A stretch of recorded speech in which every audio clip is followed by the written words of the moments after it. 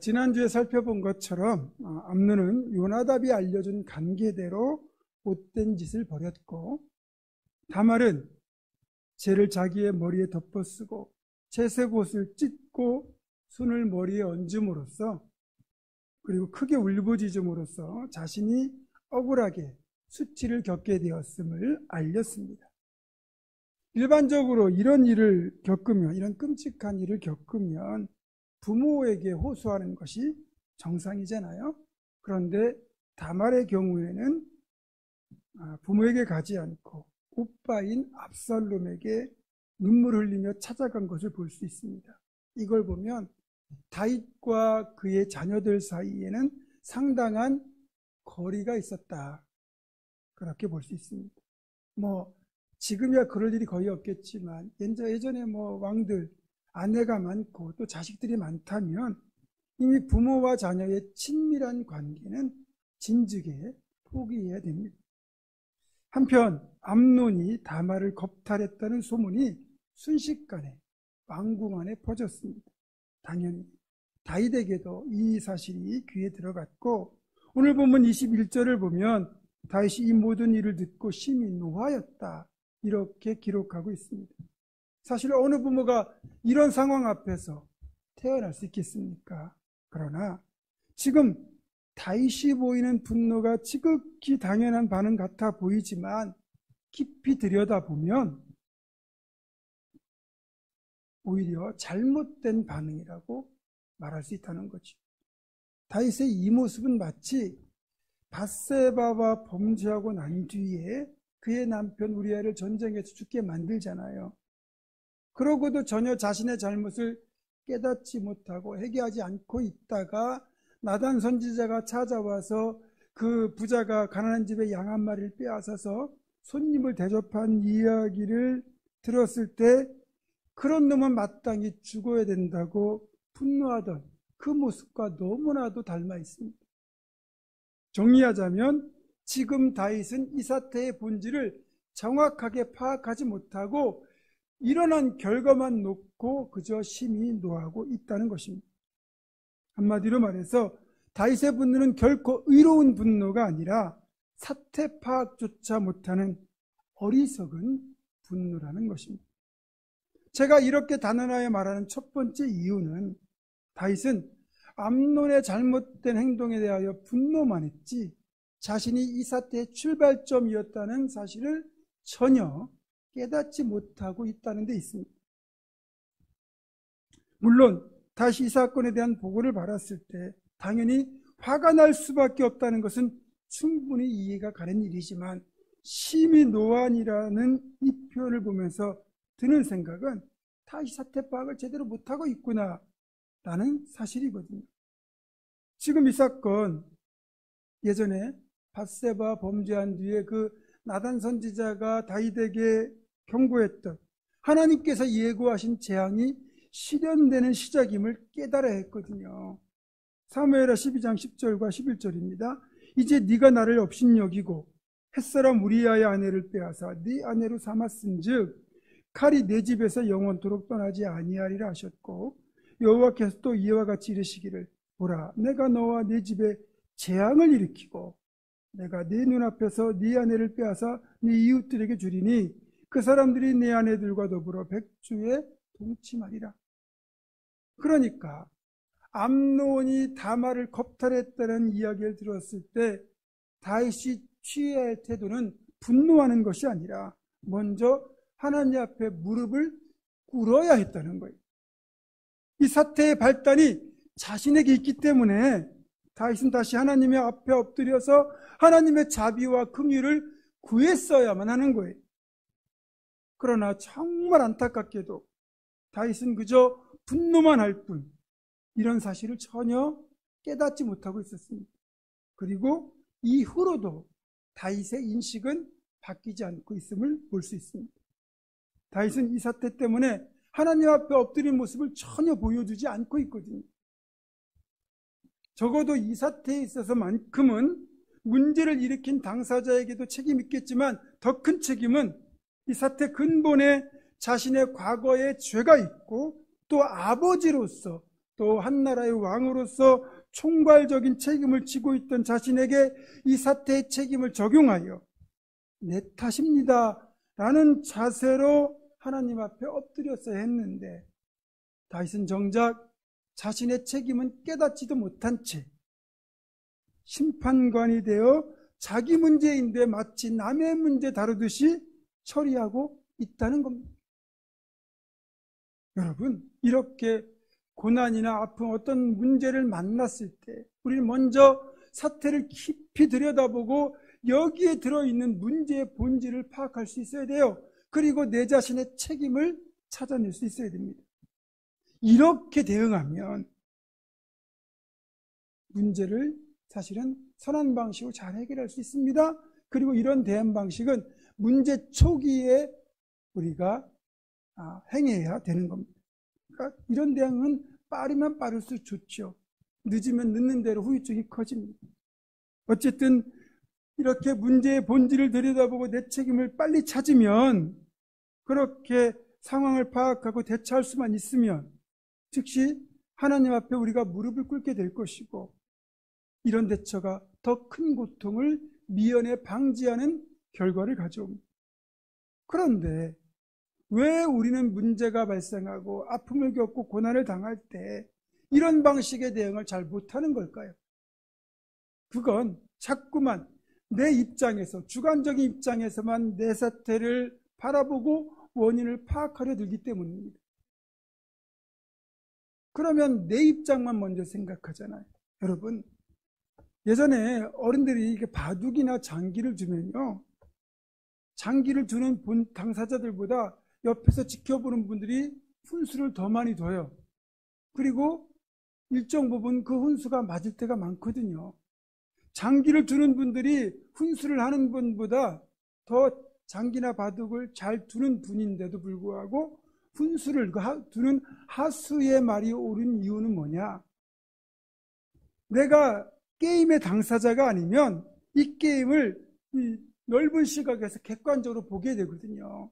축구 선수보다 해설하는 사람이 그 경기를 더 잘 보는 이유는 넓은 관점에서 그걸 객관적으로 바라보거든요. 그렇기 때문에 상황 판단을 훨씬 더 잘하는 거죠. 그런데 정작 그 게임의 당사자는 자기 입장에서만 게임판을 보기 때문에 상대방의 수를 잘 읽지도 못하고 자신이 지금 어떤 수를 두고 있는지도 제대로 읽지 못하는 겁니다. 그러니까 주관적인 입장에서 사태를 바라보면 이런 우를 범하는 거예요. 우리가 이 다윗의 이야기를 계속 대하면서 다윗의 상황 판단이 지금 잘못되었구나라고 여러분이 느낀다면, 여러분 역시 사건의 당사자가 아니라 객관적인 관찰자로서 그 사건을 바라보고 있기 때문입니다. 그만큼 어떤 사태를 만났을 때 내 입장에서만이 아니라 객관적인 관점에서 문제를 들여다보는 것이 정말 중요합니다. 이런 일이 다윗에게만 일어나겠습니까? 우리도 얼마든지 이런 일을 겪을 수 있잖아요. 그럴 때 특별히 내 이해관계가 개입된 문제라면 이상하다 싶을 정도 우리는 내 입장에서만 치우쳐서 문제를 바라보게 됩니다. 여러분, 그러면 문제는 해결되지 않습니다. 좀 더 위에서 좀 더 넓게 객관적으로 보셔야 됩니다. 또 다른 관점, 우리가 꼭 경험하지 않아도 상대방의 입장을 이해하는 방식이 바로 역지사지거든요. 입장 바꿔 생각을 해보자는 거죠. 이 역지사지의 시간만 가져도 충분히 우리는 객관적인 관점을 견지할 수 있습니다. 그리고 우리 신앙인들이 역지사지의 시간을 가질 수 있는 가장 좋은 방법 중에 하나가 바로 깊은 기도입니다. 깊은 기도는 하나님의 마음도 알고 다른 이의 입장도 알게 되는 기도예요. 이런 깊은 기도 중에 관상기도라는 것이 있습니다. 관상기도는 일종의 침묵기도인데, 이 기도는 내 기도를 내 입장에서 드리는 게 아니고 내 기도를 하나님의 입장에서 바라보는 거예요. 일반적으로 우리가 기도로 내 사정을 아뢰 때는 어쩔 수 없이 내 입장을 강조하게 됩니다. 지금 내 상황이 어떻고 내 사정이 어떻고, 그러니까 하나님께서 이 문제를 해결해 달라고 우리가 아뢰게 되는 게 보통 일반적인 기도인데, 기도의 관점을 바꾸어서, 그러니까 내 관점을 벗어나서 하나님 보실 때 하나님의 관점에서 내가 드린 이 기도를 들여다보면 내가 드리는 기도가 지금 어떤 기도인지 좀 더 객관적으로 볼 수 있게 되고요. 무엇보다 하나님의 입장에서 이 기도가 응답해 줄 기도인지 거절할 기도인지를 분별할 수 있게 됩니다. 그래서 때로는 우리가 드리는 모든 기도를 관상 기도처럼 하나님의 입장에서 들여다볼 필요가 있다는 거죠. 안타깝게도 다윗에게는 이런 기도가 없었습니다. 지난번 밧세바와의 사이에서 태어난 아이가 병으로 죽게 되었을 때 그 아이를 위하여 하나님 앞에 금식하며 엎드렸던 그 다윗의 모습은 전혀 이 사건에서 보이지 않고 그저 분노하는 다윗만 보이는 것이 안타까울 뿐입니다. 우리가 이런 우를 보면서는 안 되겠죠. 그리고 여러분, 오늘이라는 시간에 존재하는 나라는 존재의 모습은 그냥 존재하는 게 아니라 어제까지의 나의 삶이 쌓여서 지금의 나를 형성하고 있는 겁니다. 오늘의 내가 어제와 나와 결코 분리된 존재가 아니라는 거죠. 그러니까 암논의 다말 성폭행 사건은 갑자기 발생한 사건이 아니라 결국 다윗의 과거가 쌓여 만들어낸 오늘의 결과물인 것입니다. 따라서 다윗이 이 사실을 인식할 수 있었다면 분노하기보다는 먼저 하나님 앞에 책임을 통감하고 무릎 꿇고 기도해야 했습니다. 그렇게만 했다면 이후의 상황이 더 악화되는 것만큼은 막을 수 있었을 겁니다. 대부분의 사태에서 어설픈 분노보다 확실한 문제, 인식과 대처가 필요한 이유가 바로 여기에 있습니다. 마찬가지로 오늘 내가 겪어야 되는 아픔과 고통, 때로는 분노까지 대부분 우리는 나의 책임이라는 것을 인식해야 됩니다. 주여, 내가 범죄하였습니다. 이런 책임의식이 우리 신앙인들에게는 더더욱 필요합니다. 내 자녀들이 일으키는 문제가 있을 때 분노하지만 말고 하나님, 내 잘못입니다. 이런 자세로 먼저 우리 부모들이 무릎을 꿇어야 합니다. 내 가정에 문제가 있을 때, 우리 교회 공동체 내에 문제가 있을 때 문제의 당사자를 향하여 비난을 하기보다 하나님, 내 잘못입니다. 이렇게 우리가 기도할 수 있어야 됩니다. 부탁합니다. 저를 포함하여 우리 모두 내 잘못입니다 라는 자세로 하나님 앞에 먼저 무릎을 꿇을 수 있기를 주님의 이름으로 부탁합니다. 두 번째, 다윗의 분노가 잘못됐다고 말하는 이유는 제대로 된 처벌을 내리지 않았기 때문입니다. 한마디로 말해서 대처가 잘못되었다는 거예요. 어떤 문제가 발생했다면 문제의 원인을 파악하고 이에 대한 정확한 진단을 통한 처방이 있어야 됩니다. 하지만 다윗은 제대로 문제의 원인을 진단하지도 않았고 따라서 제대로 된 처방을 내리지도 못했습니다. 하기는 사태를 인식하는 것 자체에 문제가 있으니 처방을 한다고 해도 제대로 된 처방이 나올 수가 없죠. 여러분, 돌팔이 의사라고 할 때 예전에 무자격자가 이제 진료하는 거잖아요. 근데 질병의 원인은 전혀 다른 데 있는데 엉뚱한 병명으로 진단하고 처방을 내리면 여러분, 그 병이 낫겠습니까? 병은 더 위중해지겠죠. 여러분, 제대로 진단하고 제대로 처방해야 되는데 결국 이러한 다윗의 안일한 상황 인식과 부적절한 대처가 더 큰 불행의 씨앗을 키우고 말았어요. 이 일을 계기로 압살롬이 이제 아버지 다윗에 대한 불만을 품게 되고 압살롬이 직접 나서서 암논을 죽이고 훗날 결국 아버지 다윗을 대항하여 쿠데타까지 일으키게 되거든요. 제대로 된 진단과 제대로 된 처방을 하지 않으니까 이 후폭풍이 정말 무섭습니다. 그래서 어떤 문제가 발생했을 때요, 문제의 원인을 파악하고 이를 해결하는 대신에 문제를 덮어두고 그냥 넘어간다면 문제는 결코 해결될 수가 없겠죠. 문제를 드러나지 않게 하려고 우리가 상처를 무작정 덮어놓기만 하면 이 상처가 골물대로 골마서 결국은 손 쓸 수 없을 정도로 썩습니다. 호미로 막을 일을 결국 가래로 막게 되는 상황이 되죠. 그래서 이런 경우에 필요한 사자성어가 바로 읍참마속입니다. 읍참마속의 이론이 이렇습니다. 중국 총나라에 우리가 알고 있는 제갈량이라고 하는 아주 뛰어난 모사가 있었죠. 그런데 이 제갈량이 아끼는 마속이라는 장수가 다른 나라와 전쟁을 벌일 때 제갈량이 지시한 대로 전쟁을 행하지 않고 자기 마음대로 행했다가 크게 패배하고 말았습니다. 군사도 많이 잃었습니다. 결국 제갈량은 이 마속을 굉장히 아꼈지만 굴령을 어겼다는 이유와 그것 때문에 전쟁에 패했기 때문에 결국 울면서 그를 차명에 처했다고 했죠. 이 읍참마속은 이 고사에서 유래한 사자성어로 아무리 자기가 아끼는 사람일지라도 그가 심각한 잘못을 저질렀을 경우 기강을 바로잡기 위하여 단호하게 처벌하는 걸 말합니다. 이날 다윗의 마음은 분명히 아팠을 거예요. 어쩌면 자신의 모습을 보는 것 같아서 머뭇거렸을 수도 있습니다. 그러나 아무리 아프고 힘들어도 암논에 대해서만큼은 엄격하게 처벌을 내려야 됐습니다. 제가 볼 때는 최소한 왕자의 직위를 박탈하고 근신형에 처했어야 됩니다. 그러나 다윗은 분노만 했지 아무런 처벌도 내리지 않았습니다. 이것이 더 일을 키운 거죠. 우리 개신교회에서 사용하는 특별한 관용구가 하나 있습니다. 그게 뭔지 아십니까? 은혜롭게 넘어가자라는 말입니다. 많이 들어보셨을 거예요. 그게 어떤 경우에 사용하느냐? 누군가가 실수를 하거나 잘못을 저질렀을 때, 어떤 문제가 발생했을 때 그거 굳이 들춰내지 말고 조용히 덮고 가자, 이런 뜻입니다. 물론 다른 이의 실수나 잘못을 우리가 감싸줘야 되고 또 공동의 책임으로 인정하고 해결하자는 의미라고 한다면 이 말이 참 좋은 건데 그걸 굳이 들춰내가지고 시끄럽게 만들 필요 뭐 있냐, 그냥 조용히 넘어가자, 이런 식의 의미라면 이 은혜롭게 넘어가자는 바람직한 대응이 될 수 없다는 거죠.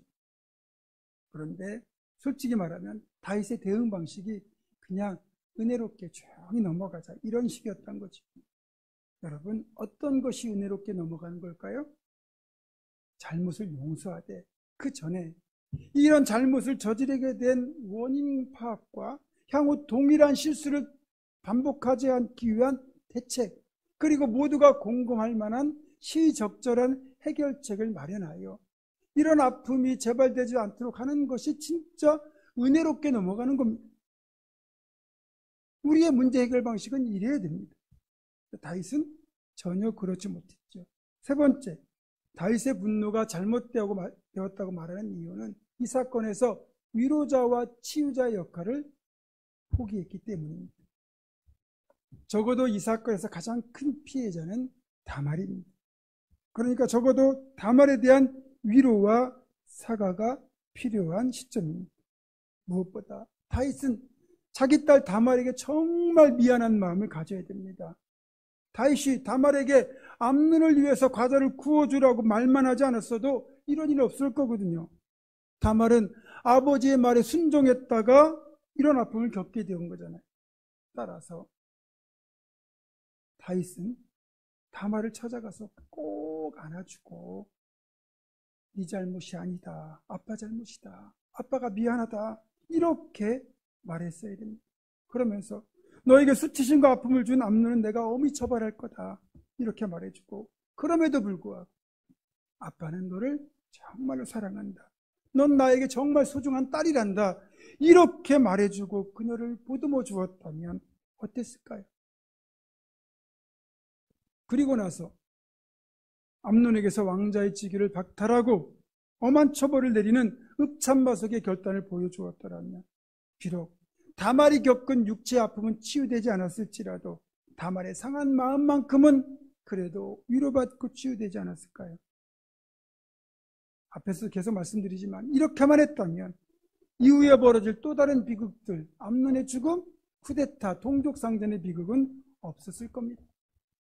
하지만 보시는 것처럼 다윗은 분노만 할 뿐 제대로 된 처벌과 대책을 내놓지 않았습니다. 정작 가해자인 암논은 아버지 다윗으로부터 특별한 징계나 처벌을 받지 않은 채 차기 왕권을 물려받을 왕위 후계자로서의 자격으로 떳떳이 활보하고 다니고 있었고, 반면에 다말에게는 싸늘한 비난의 시선이 쏟아지고 있었습니다. 이 사건에서 보여주는 다윗의 모습을 보면 다윗도 상당 부분 다말의 처신에 문제가 있을 거라고 봤을 가능성이 크다는 겁니다. 그러니까 암논에 대해 아무 처벌하지 않은 것이고 다말을 위로하지도 않은 겁니다. 자신이 가지고 있는 관점이 그 사람의 태도와 행동을 결정하잖아요. 다윗뿐이겠습니까?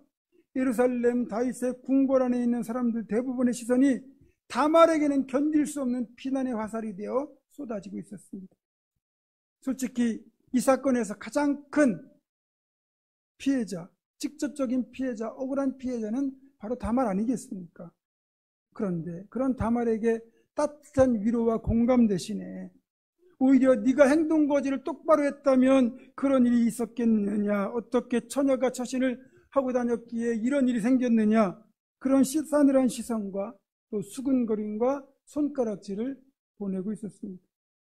다말의 입장에서는 원치 않는 아픔을 겪는 것도 분하고 억울한데 가해자를 처벌하지도 않고 자신에게 은근히 책임을 전가하는 아버지의 태도까지 다말의 가슴을 더 아프게 했을 거고, 그 곁에서 이것을 지켜봐야 되는 친오빠 다말의 심정도 무너지는 것이었을 겁니다.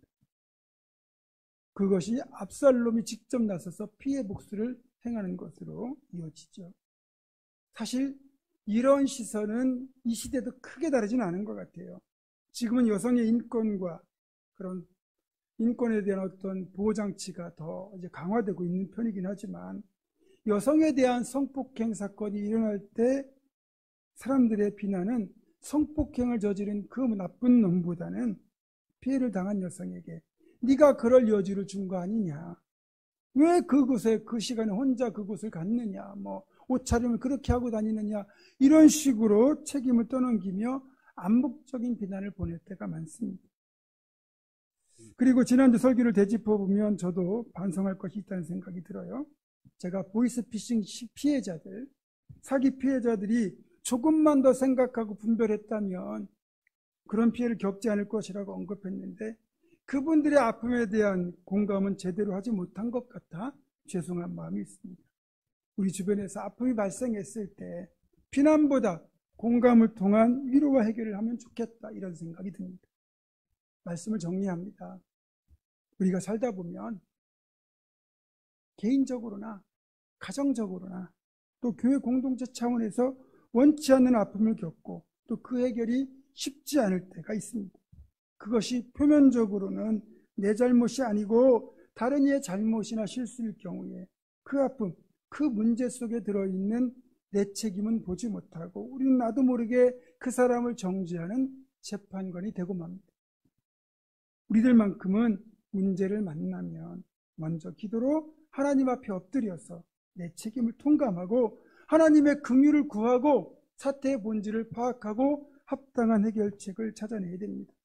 아픔을 당한 이에게 진정한 위로를 건네고 다시 회복할 수 있도록 도와줘야 됩니다. 우리가 이렇게만 할 수 있다면 혹 어떤 아픔과 문제를 만나게 되더라도 더 큰 아픔과 문제를 겪지 않게 될 것이고, 건강한 인생, 건강한 관계, 건강한 가정, 건강한 공동체로 회복될 수 있는 겁니다. 우리 봉은 중앙교회는 이런 방식으로 문제를 풀어감으로써 더 건강한 인생, 더 건강한 관계, 더 건강한 가정, 더 건강한 교회 공동체가 될 수 있기를 주님의 이름으로 축원합니다. 기도하겠습니다. 모든 것을 아시는 하나님, 예기치 못한 아픔을 겪거나 문제에 맞닥뜨릴 때 문제의 본질을 제대로 파악하게 하시고 내 책임을 통감하여 엎드리게 하시고 올바른 대처를 통하여 제대로 해결하고 회복하는 우리가 되게 하여 주시옵소서. 주 예수 그리스도의 이름으로 기도드립니다. 아멘.